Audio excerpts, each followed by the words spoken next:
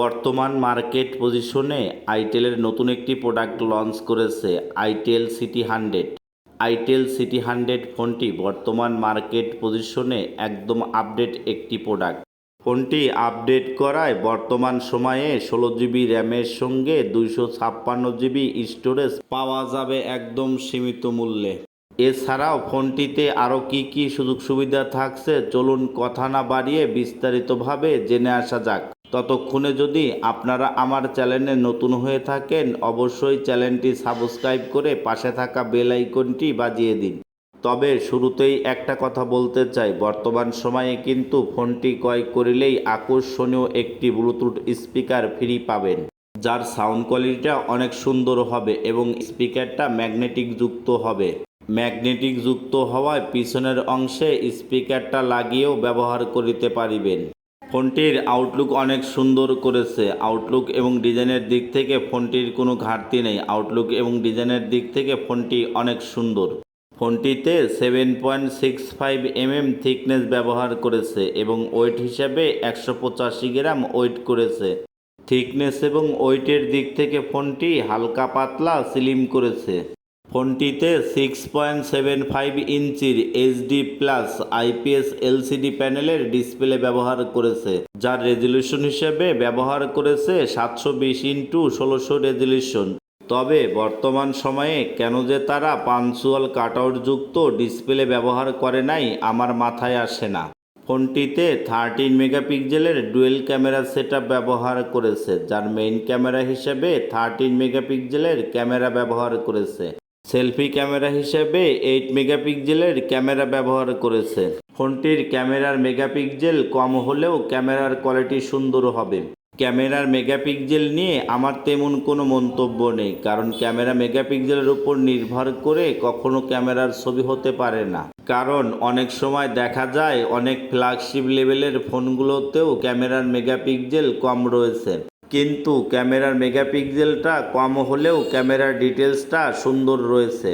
ফোনটিতে 5200 mAh battery ব্যবহার করেছে, যা কিনা চার্জ করার জন্য ইনবক্সে 18 ওয়াটের চার্জার দিয়েছে। 5200 mAh ব্যাটারি নর্মালভাবে ইউজ করলে 1.5 থেকে 2 দিন চার্জ ব্যাকআপ পাওয়া যাবে। ফোনটিতে সাইড মাউন্টেড ফিঙ্গারপ্রিন্ট ব্যবহার করেছে। সাইড মাউন্টেড ফিঙ্গারপ্রিন্ট যথেষ্ট ফাস্ট এবং স্মুথ কাজ করিবে। ফোনটিতে অ্যান্ড্রয়েড ভার্সন 14 করেছে এবং অপারেটিং সিস্টেম হিসেবে আইটেল ওএস 14.5 করেছে। তবে বর্তমান সময়ে অধিকাংশ ফোনগুলোতেই কিন্তু অ্যান্ড্রয়েড ভার্সন 15 রানিং করেছে। ফোনটিতে ইউনিসোক T615 চিপসেট ব্যবহার করেছে। ইউনিসোক T615 চিপসেটটি আপডেট একটি চিপসেট। ইউনিসোক T615 চিপসেটটি আপডেট করায় গেমিং সুযোগ সুবিধাটাও অনেক ভালো পাওয়া যাবে। আপনি যদি ফ্রি ফায়ার লাইট বা অনলাইনের ছোটোখাটো ক্যাজুয়াল যে গেমসগুলো রয়েছে খেলেন, স্মুথলি খেলিতে পারিবেন। তবে ভারী ধরনের কোনো গেমস খেলা বা প্লে করা যাবে না। ফোনটিতে হ্যাং বা ল্যাকিংয়ের বিষয় 60 মান্থের ফুলেন্সি ওয়ারেন্টি রয়েছে।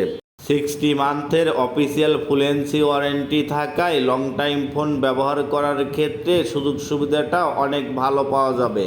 ফোনটিতে আইপি রেটিং হিসেবে IP64 ব্যবহার করেছে।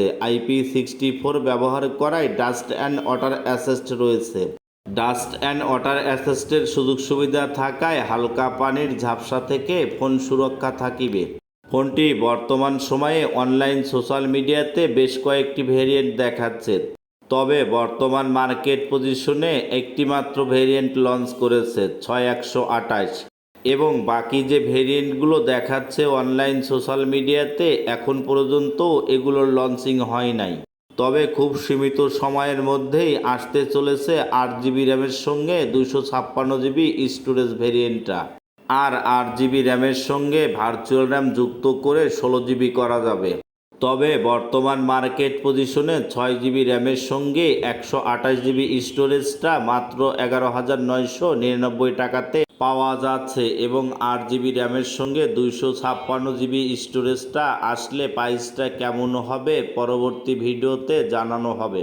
তো বন্ধুরা, আমাদের হাতে থাকা আইটেল সিটি 100 ফোনটির ওভারঅল কনফিগারেশন আপনাদের কাছে কেমন লেগেছে অবশ্যই কমেন্টে জানাতে ভুলবেন না।